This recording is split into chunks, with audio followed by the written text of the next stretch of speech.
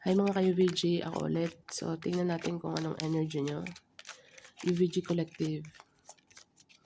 So, sa mga nag-like po, sa mga nag-comment, sa mga nag-share, mga nag-subscribe, thank you so much po. Highly appreciated. So, sa mga hindi po makaka-resonate today, better luck next time po. Okay, baka po energy nyo na masagap po. Sa mga makaka-resonate po, thank you po in advance. Meron tayong King of Pentacles, pero hindi pa ako nagbabalasa eh. So, tingnan natin.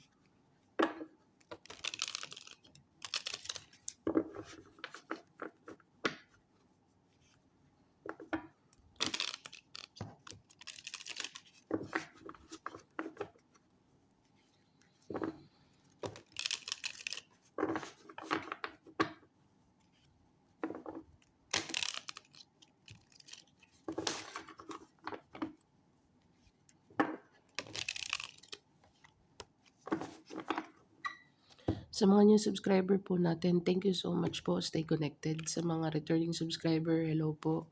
Maraming salamat po sa suporta. So, tingnan natin.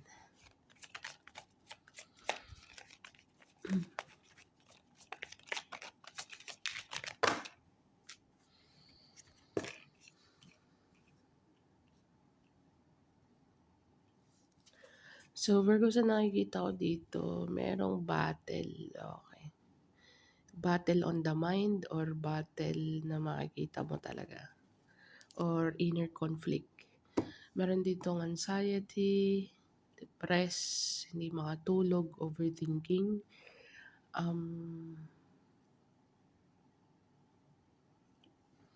Bottom of the deck, three of cups. So, four cards na to, Virgo. Meron dito, isa sa kanila is conflicted, okay? Pero ang the Empress card, alam niya sarili niya eh. Hindi siya pwedeng maging conflicted. Ang Empress kasi is let it go. Let it be. So it be. Yung parang ganun, so be it kind of energy. Ano siya eh, expert na kasi siya in life based on experience, okay? So, kung ang King of Pentacles is trying his best or trying her best, wala po tayong gender sa energy, okay?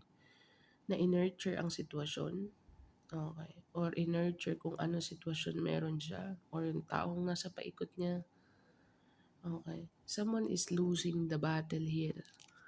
Okay, losing the battle. Let's see. Hindi ko alam kung sa community mo or person na connected sa'yo or maybe ikaw.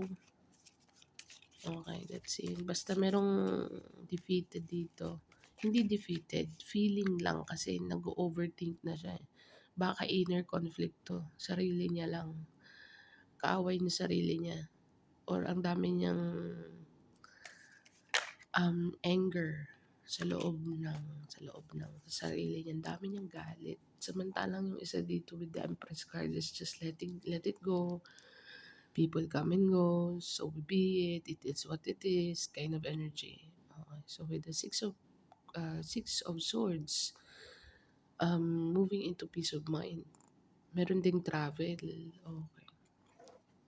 Or maaaring merong naganap na away dito. Nag-overthink, palitan ng masasakit na salita. Okay.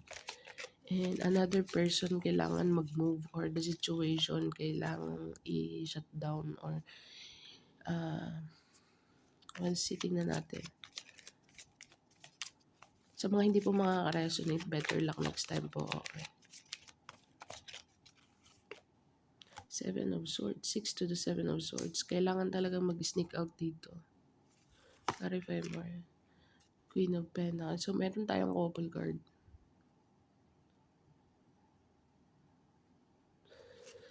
Virgo, kung ikaw ang nasa relationship na okay naman din, definitely hindi ito para sa'yo. Meron kasi ditong mother figure eh. Okay, na nag-i-in-between sa couple na to. Or, I think yung isa, halimbawa, apat ako na-confuse eh. Kasi merong Seven of Swords eh, in a very strategic and sneaky way. Nagpo-push ng travel to. Okay. Ang isa naman dito is like, Pareho sila stable actually. King and Queens. Couple card. Pero merong Empress. So, let's see. Parang confused ako dun ah. Page of bad news. Or baliktad lang card ko.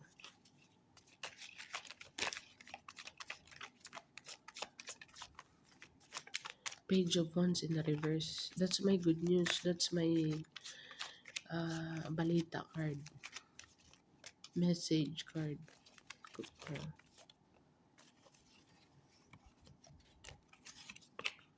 The Moon card.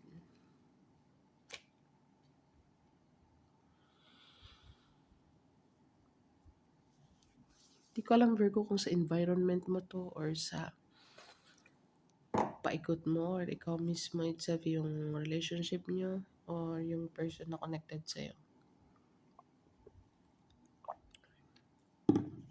Sabotahe to eh. May gustong sabutahiin ang sitwasyon. When it comes to moving into peace of mind, yung isa hindi titigil eh. Yung isa hindi titigil na ginagamit niya yung power niya in a very sneaky way, in a very bad way. Bakit ko nasabing bad? Seven of Swords eh. Pero sige na. Tell me more about the Seven of Swords. Family in the reverse. Tsaka Queen of Swords. Yung family niya na reverse. For some of you na dealing with a toxic family member or toxic coworker or toxic, I don't know kung saang department to, toxic partner, I think mas mautak ka dito sa sitwasyon ngayon eh. Mas lamang ka kung tutusin kasi you remove yourself. Merong conflict dito the moment na you remove yourself. Seven of Swords, this person is very sneaky. But ang Queen of Swords is, you can see right through the bullshit. Okay. Merong unity dito with the family card in the reverse. Merong unity dito na nabuwag. Okay. Tsaka merong bad news dito na ikinikip. Okay. Merong hindi magandang balita dito na hidden. Nakahide.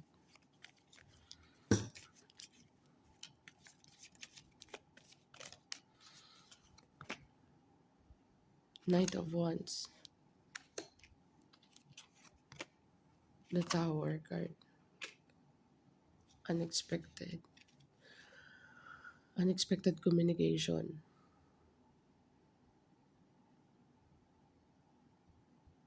Pero ang Knight of Wands is make things done. Wishy-washy energy. Meron siya gatekeep na bad news. Okay. Parang all over the place yung basa ko yan. Ace of Wands. Ikaw on the other hand is starting a new beginning on the another side of the road. Okay. Pero itong couple card na to, naku-confuse ako or baka the same energy lang. Hindi man couple card pero the same energy. Nurturer, stable when it comes to decision making. Panindigan. Yung imposible is nagiging posible. Kung ano yung sinabi mo, yun ang gagawin mo. Kahit na mahirap. Okay. But with the Ace of Wands, the Tower card and the Ace of Wands, unexpectedly starting a new beginning elsewhere. Okay, kasi meron tayong Seven of Swords. In the reverse, ang family card. So, if this is not your family, kung maganda naman ang connection mo sa family mo, baka sa work department mo, or baka sa love department mo, friends department, merong nabuwag dito. Or meron kang ikinat for good. Okay. Energetically or physically, mentally, emotionally, financially.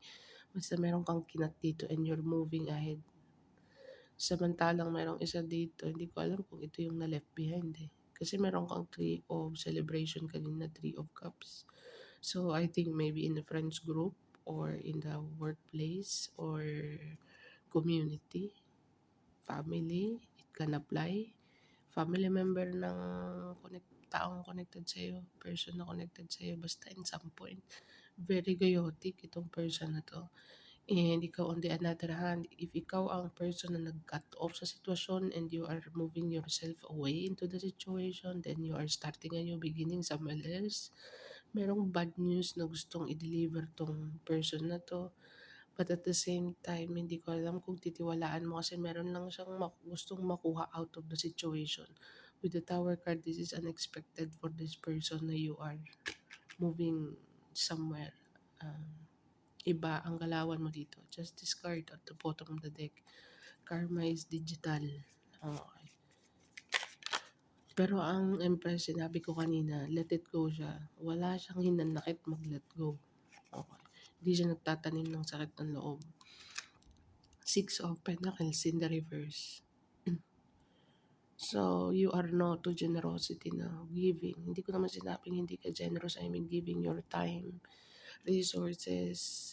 I think natuto kang mag-say ng no dito. Energetically, physically, mentally, emotionally. Six of Pentacles in the reverse. This is my generosity and giving card. Okay, pero meron ditong the Hangman. Seeing the situation in a different perspective and also a delay. Merong delay dito.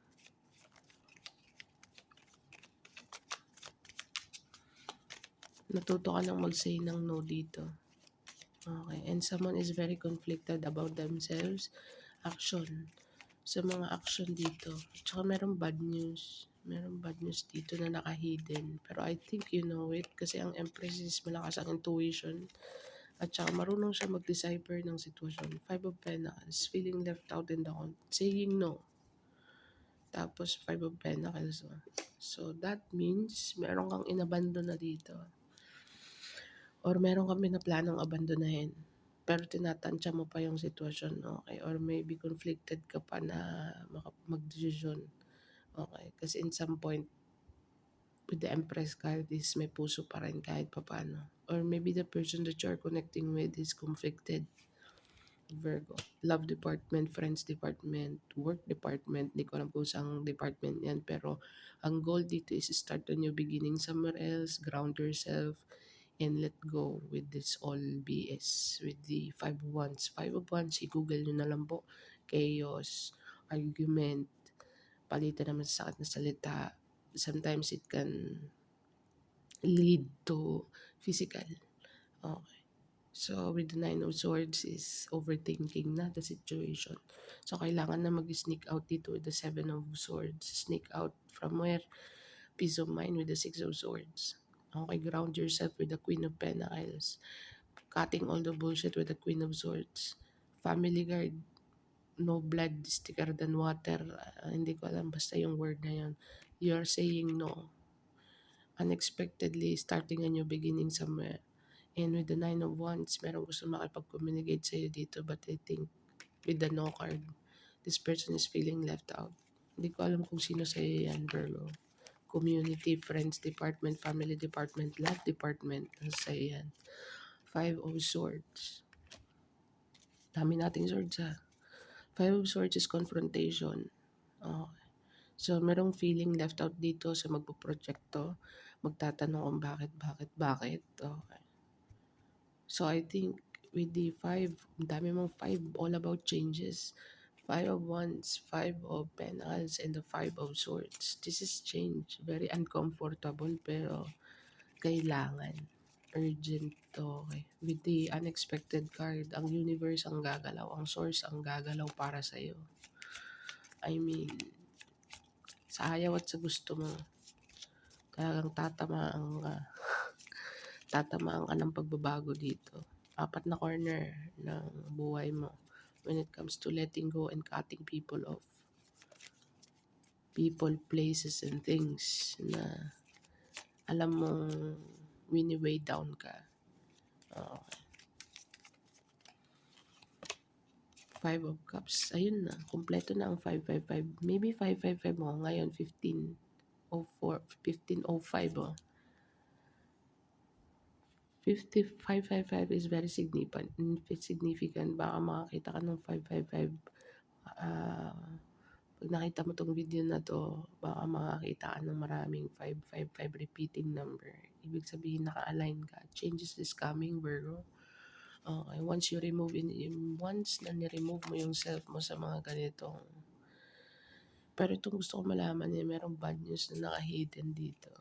Pero I think with the Empress card, you will just show love or compassion into the situation, giving love into the situation kahit ano pa man yan.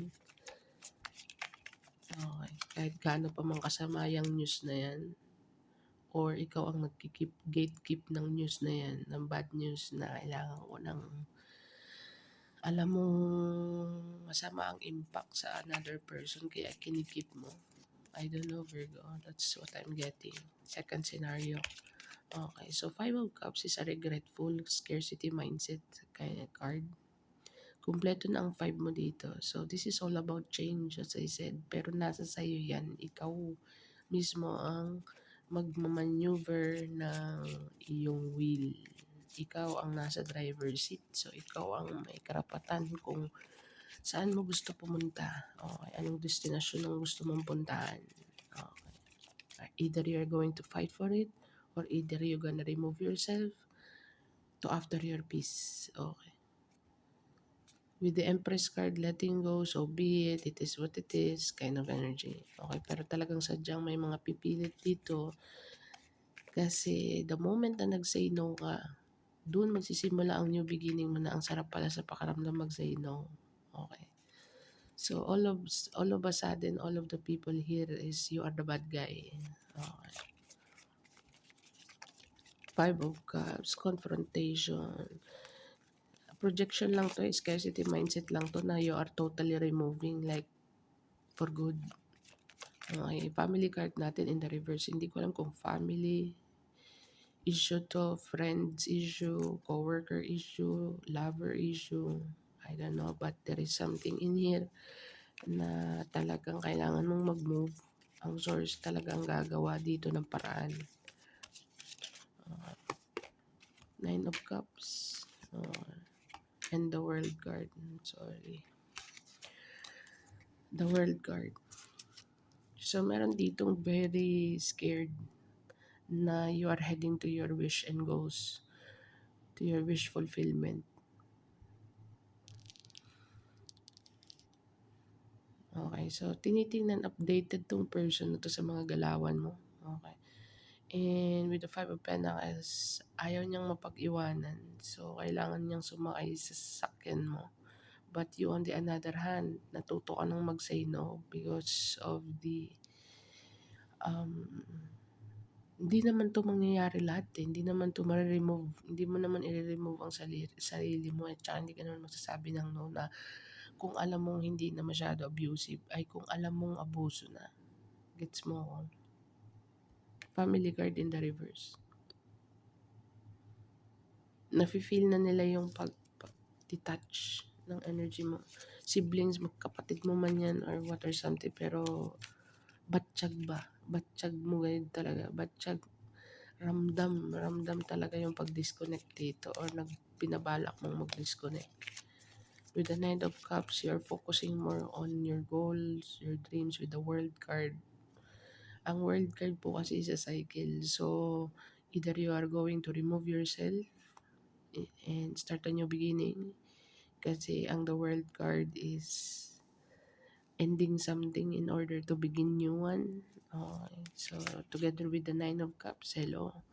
Tsaka meron dito mga tao na mapaghiwanan. I don't know, Virgo, maybe either way. Maybe yung taong connected sa'yo, gusto niyang i-remove ang sarili niya sa mundong pinasok na dito. Or maybe ikaw ito. Or maybe sa family mo, community mo. Okay. So, let's see. What else? The Lovers. Oh, mari-restrict tayo nito. The Lovers card. So, decision making. It doesn't mean the lover's card is relationship na talagang intimate. Ang inaano dito ng the lovers para sa akin as a reader, I'm just using my own perspective. Ang the lover's card is yung talagang nakakomit ka, na related kang, anong tawag yan? For example, mahal mo yung pamilya mo over sa lover mo. You know what I mean? So, you need to make a decision which one. Hindi pwedeng dalawa. Eh, ewan ko basta ganun. Turn down the another relationship in order to choose another relationship that alam mong mag-grow ka, merong growth, merong, you know what I mean, Virgo? So, yun na nakikita ko dito. Bottom of the deck, Knight of Swords. So, meron dito mga rushing communication. May mga rush na communication dito pero pay attention sa Knight of Swords kasi ang Knight of Swords is sugod lang ng sugod. Hindi niya naman alam kung anong information or anong sinasabi niya. Hindi pinag-iisipan ba? Alam ng Knight of Swords kung ano yung sinasabi niya pero majority out of feeling sad or feeling happy or feeling so mahirap tiwalaan yung mga words ng Knight of Swords. Okay. Tingnan natin kung ano advice. What is the advice here?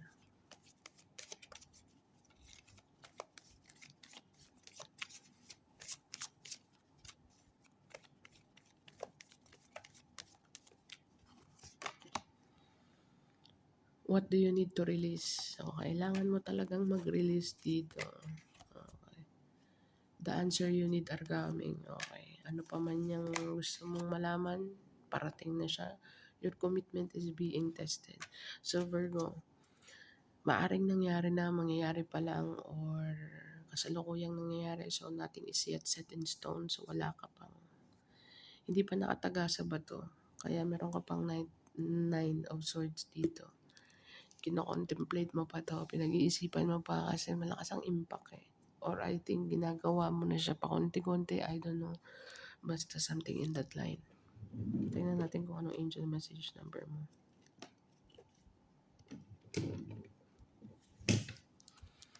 Anong angel message number please for my collective UVG? Sana naman ay naririnig 'no. Pasensya na.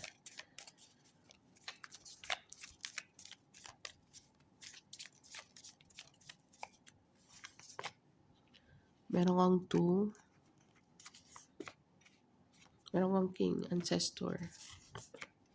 Meron kang queen, lolo-lola siguro or lola-lola-lola ng lola mo. Jack,